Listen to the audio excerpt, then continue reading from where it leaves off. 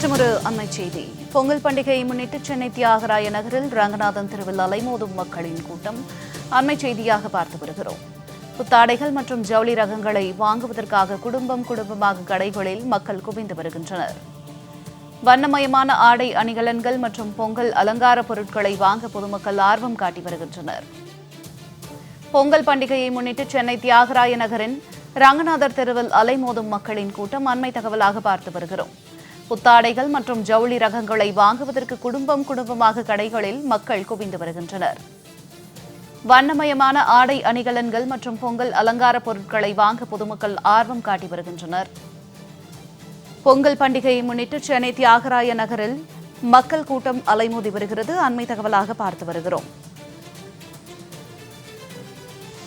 விவரங்களோடு இணைகிறார் எமது செய்தியாளர் கவினா. வணக்கம் கவினா, இது குறித்த விரிவான தகவல்.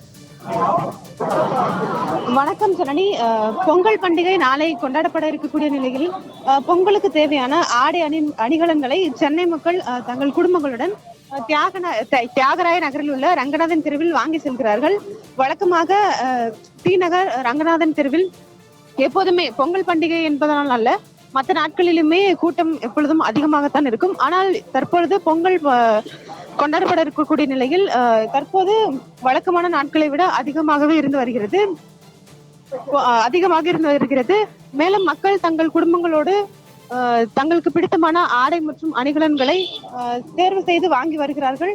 மேலும் சென்னை மட்டுமின்றி அண்டை மாவட்டங்களில் இருந்தும் மக்கள், காஞ்சிபுரம், செங்கல்பட்டு போன்ற மாவட்டங்களில் இருந்தும் மக்கள் வந்து ஆடைகளை வாங்கி செல்கிறார்கள். பெரியவர்கள் சிறியவர்கள் என அனைத்து மக்களும் தங்களுக்கான ஆடைகளை தேர்வு செய்து பொங்கலுக்காக புத்தாடை அணிவதற்காக மகிழ்ச்சியுடன் வாங்கி செல்கிறார்கள்.